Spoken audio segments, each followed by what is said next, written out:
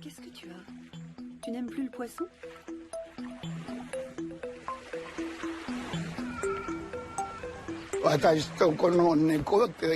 Le chat et moi, on a un point commun. C'est d'avoir attrapé la maladie étrange. C'est chez les chats que la maladie est apparue en premier. Alors on a pratiqué des autopsies et des expériences sur les chats, vu qu'on ne pouvait pas les mener sur les humains. Et c'est comme ça qu'on a découvert la maladie de Minamata et ce qui en était la cause, le mercure de l'usine Chisso.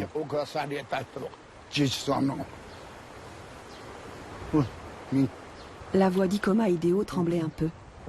Dans sa poche, quelques sardines séchées à partager avec les chats. Il me conseillait de commencer mes recherches du côté du port de Minamata. J'y retrouverai sans doute mon chat noir et peut-être quelques explications à notre présence dans cette petite ville du sud du Japon.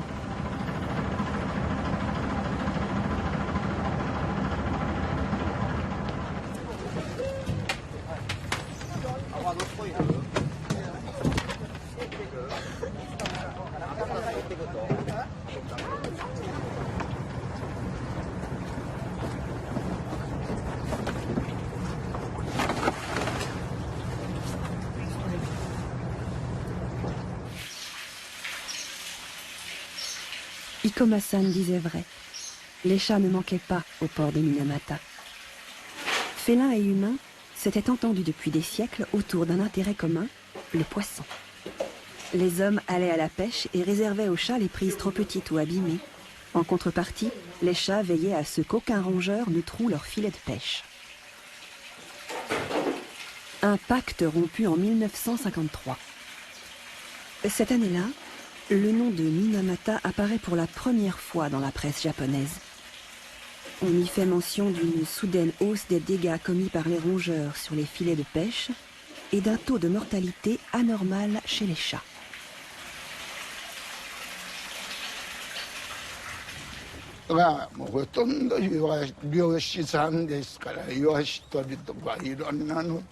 Les pêcheurs d'ici pêchent toutes sortes de poissons. Mais ce qu'on prend le plus, c'est des sardines. Les pêcheurs étalent ensuite les poissons sur des nattes pour les faire sécher au soleil. Et quand ils sont bien secs, ils les accrochent. Et c'est toujours à ce moment-là que les chats déboulent d'on ne sait où et qu'ils en chipent pour les manger. Mais voilà que les chats se mettent à baver et à tourner en rond, comme des fous, et qui finissent par tomber dans la mer. Oui, à tourner en rond comme des fous, et ils finissent par tomber dans la mer.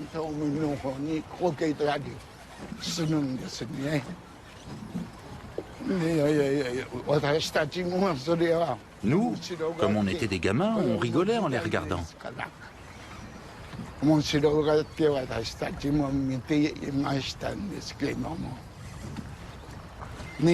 Mais le chat était en fait le premier à prévenir les hommes de la maladie. Minamata, c'était un village de pêcheurs. Alors tout le monde séchait ses sardines comme ça. Moi aussi, je suis allé aider les pêcheurs quand j'étais en 3e année de collège. Et c'est comme ça que je suis tombé malade. Et j'ai perdu la vue, le contrôle de mes jambes, en mangeant les sardines qu'on me donnait en échange de mon travail.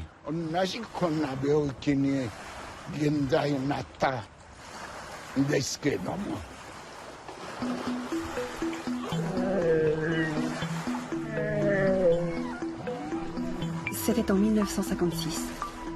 À la tombée du jour, les chats se précipitent du haut des falaises. La vague de suicides de chats inquiète. Les aînés y voient un mauvais présage. Les familles dont le chat sombre dans la folie seront les premières à être touchées par ce qu'on appelle alors l'étrange maladie. Les soupçons se portent sur l'usine, Chisso.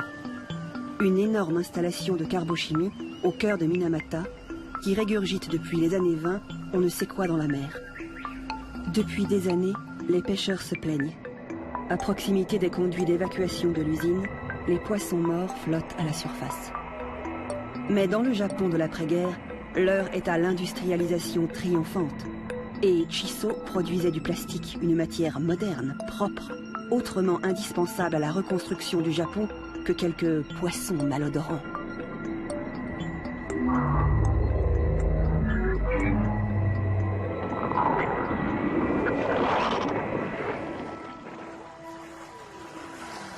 Gonflé de son importance économique, le géant de la chimie ne conserve des idées individualistes que ce qui l'arrange. La liberté d'action, oui. La responsabilité de ses actes, non. Premier employeur de la ville, Chiso en profite pour imposer le silence à tous, pêcheurs et ouvriers. Seuls quelques intellectuels, comme le photographe Takeshi Shiota, osent écorner son image.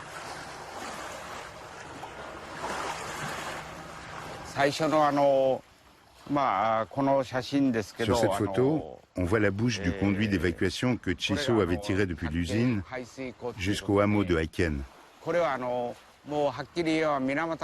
Les rejets de l'usine se mélangeaient au sol et généraient des espèces de boue gorgées de mercure. C'est le point zéro de la maladie de Minamata. On peut dire que c'est ici que tout a commencé. Ces boues, nous les appelions dobé. Quand on plantait une perche dans ces dobés, elle s'enfonçait de près de 4 mètres sous le fond de la mer. Pendant 60 ans, à compter de la fondation de l'usine, des quantités énormes de mercure ont été ainsi déversées dans la mer. Plus de 400 tonnes d'après certaines sources, des quantités monstrueuses.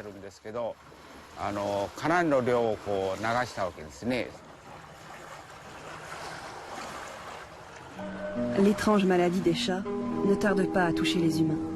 Incapables de marcher, les malades perdent la vue, sont pris de spasmes et envahis par une douleur telle que certains tentent de s'arracher le visage. Au terme du calvaire, souvent la mort.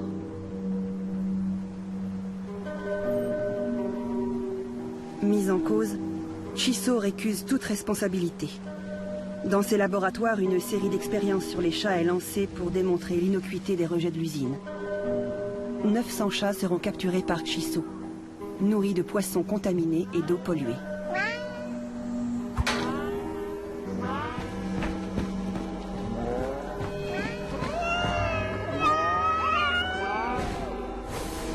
Quelques mois de ce régime, et les chats cobayes cherchent à mourir en se fracassant le crâne contre les murs. Chiso connaît désormais la vérité. La cause de cette souffrance est bien le mercure que l'usine rejette en mer. Mais le conglomérat décide de cacher les résultats. L'université de Kumamoto mène cependant des recherches en parallèle. Alors, jeune étudiant en neurobiologie, le professeur Harada découvre ce que l'usine cache. C'est en mangeant du poisson contaminé par le mercure qu'on développe la maladie de Minamata. Or, le chat mange beaucoup de poissons. C'est pour ça que les chats ont été utilisés pour nos expériences. L'humanité avait connu bien des intoxications, mais la maladie de Minamata représentait un empoisonnement inédit. C'était la première fois que les humains étaient atteints en tant que maillon d'une chaîne alimentaire. La pollution qui contamine l'environnement touche d'abord les poissons. Et c'est en mangeant ce poisson empoisonné que l'on tombe malade. C'est comme ça que fonctionne l'empoisonnement par la chaîne alimentaire. Et comme c'était la première fois que l'humanité était confrontée à cet engrenage, il nous a fallu beaucoup de temps pour le comprendre, mais aussi pour le prouver. Pendant ce long laps de temps, un grand nombre de chats ont été tués pour mener à bien les expériences.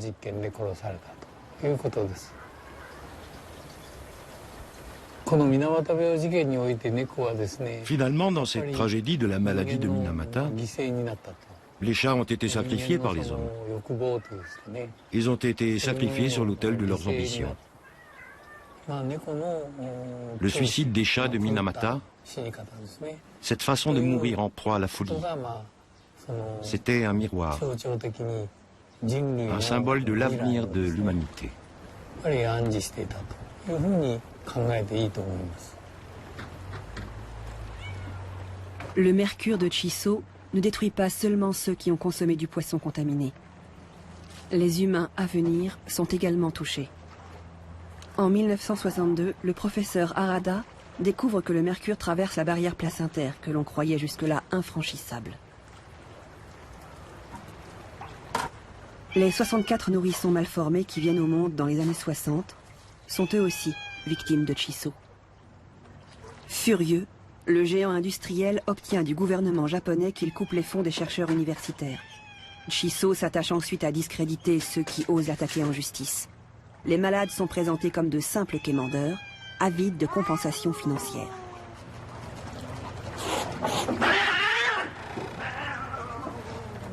Les victimes subissent un ostracisme violent. Des maris quittent leur femme parce qu'elle est parente avec un pollué. Les filles des malades fuient leur île natale, leur chance de se marier à Minamata étant nulle. Chisso cessera ses rejets en mer 12 ans après l'apparition de la maladie, lorsqu'un procédé plus rentable est découvert.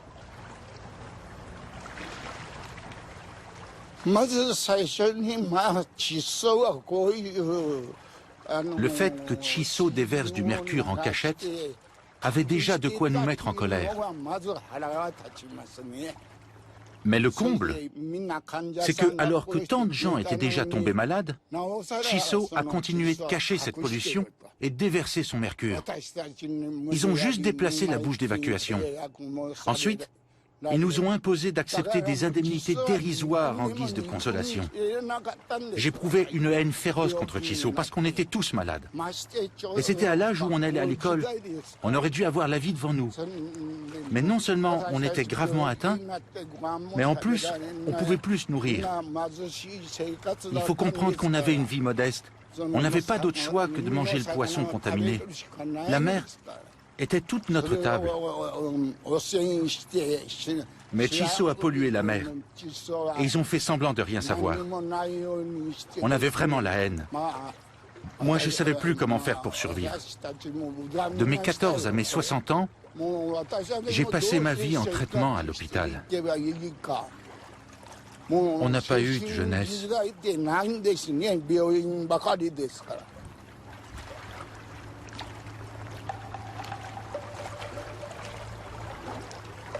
Ikoma-san vit avec un champ de vision de 10 degrés seulement. Mange. Mange bien. Mais il consacre toute son énergie à informer les jeunes générations pour qu'elles n'oublient pas le calvaire de Minamata. Comme lui, plus de 200 000 personnes ont vu leur vie brisée ou handicapée par la maladie. Aujourd'hui encore, une centaine de nouveaux cas se déclarent chaque mois. Sur les hauteurs de Minamata, un mémorial leur est dédié.